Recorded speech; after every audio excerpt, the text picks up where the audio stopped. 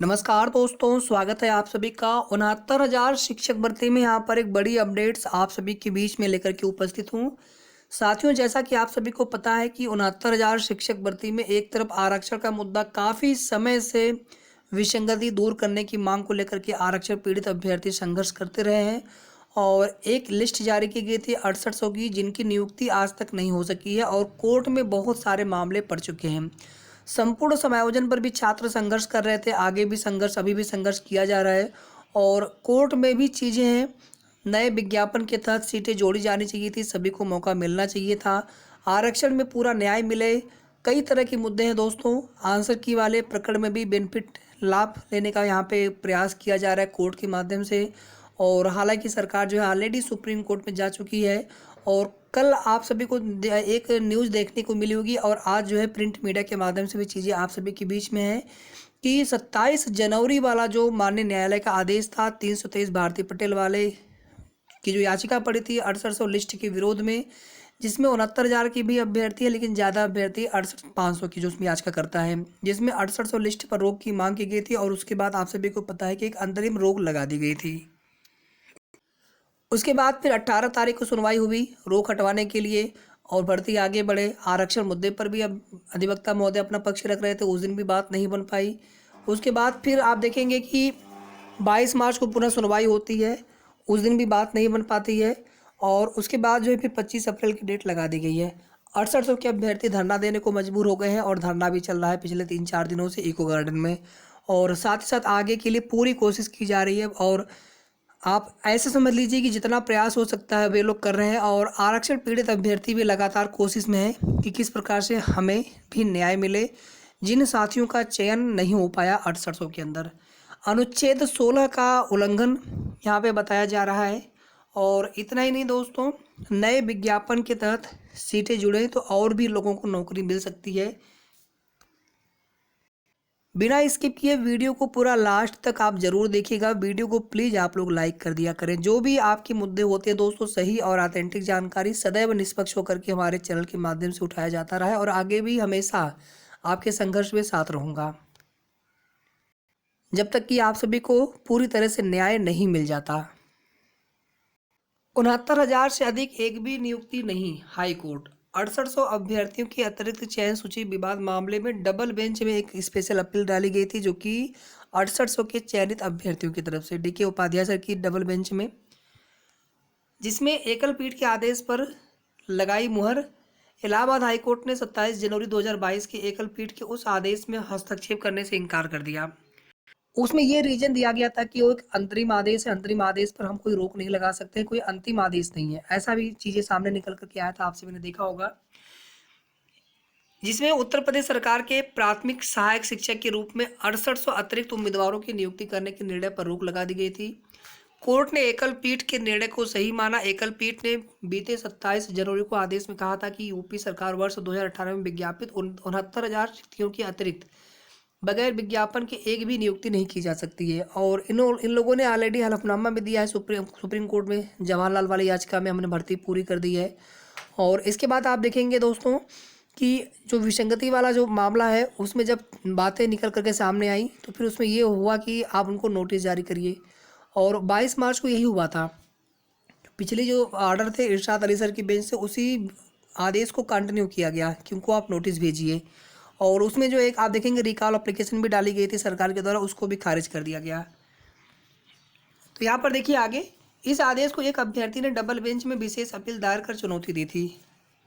न्यायमूर्ति देवेंद्र कुमार उपाध्याय और न्यायमूर्ति अजय कुमार श्रीवास्तव प्रथम की खंडपीठ ने राहुल कुमार की अपील पर फैसला सुनाते हुए एकल पीठ के आदेश को उचित करार दिया है। खंडपीठ ने कहा है कि 27 जनवरी के आदेश में ऐसी कोई अवैधानिकता नहीं है जिससे इसमें दखल दिया जाए। खंडपीठ ने एकल पीठ से ऐसे सभी लंबित मामलों का यथासंभव जल्द निस्तारण का भी अनुरोध किया है। इस आदेश के साथ अपील निस्तारित कर दी गई है। इस मामले में आरक्षित श्रेणी के उम्मीदवारों का तर्क था कि उन्होंने सामान्य श्रेणी के कट ऑफ से अधिक अंक प्राप्त किए हैं, इसलिए वे अनारक्षित पदों के लिए विचार करने और चुने जाने के हकदार हैं। राज्य ने आरक्षण नीति के कार्यान्वयन पर फिर से विचार किया और 6800 उम्मीदवारों की नई चयन सूची जारी करने का निर्णय लिया।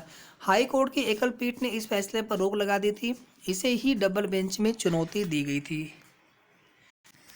आगे थोड़ा सा यहाँ पे आप और देख लीजिए शिक्षक भर्ती में नया मोड़, एकल पीठ के निर्णय को बरकरार रखते हुए हाई कोर्ट की डबल बेंच ने किया स्पष्ट। यहाँ पर देखिए समान अधिकार का उल्लंघन होगा, यानी मामले में आरक्षित श्रेणी के उम्मीदवारों का तर्क था कि उन्होंने सामान्य श्रेणी के लिए कटऑफ से अधिक अंक प्राप्त किए हैं, इसलिए वे अनारक्षित पदों के लिए विचार करने और चुने जाने के हकदार हैं, जिस पर राज्य सरकार ने आरक्षण नीति के कार्यान्वयन पर फिर से विचार किया।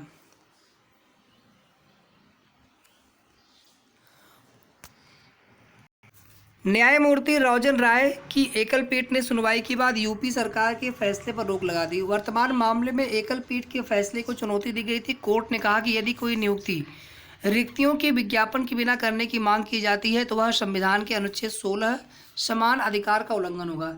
साथियों, एक चीज़ यहाँ पर आप लोग जानते रहिए, ये तो जो कुछ भी यहाँ पर जानकारी दी गई है, लेकिन 6800 के मामले में एक चीज़ और भी बोला गया था कि आप 6800 के जो पहले से चयनित शिक्षक हैं, जो कि अब अवैध है एक तरह से, तो उनको बाहर कीजिए और उनके जगह पे इनको नियुक्ति प्रदान कीजिए। 22 तारीख वाली सुनवाई में यही सब चीज़ें निकल करके सामने आई थी, या फिर कह लीजिए मुख्य बिंदु ही सुनवाई का हो गया था आर्गूमेंट का, 6800 अवैध चयनित शिक्षक।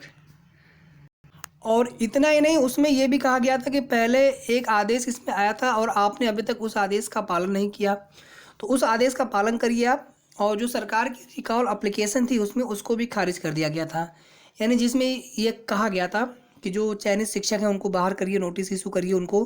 तो उसके बाद फिर देखेंगे कि 6800 की नियुक्ति का रास्ता धीरे धीरे साफ हो रहा था, लेकिन एक बार फिर से जो है फिर नेक्स्ट हियरिंग डेट लगा दी गई 25 अप्रैल की। उसमें ये बोला गया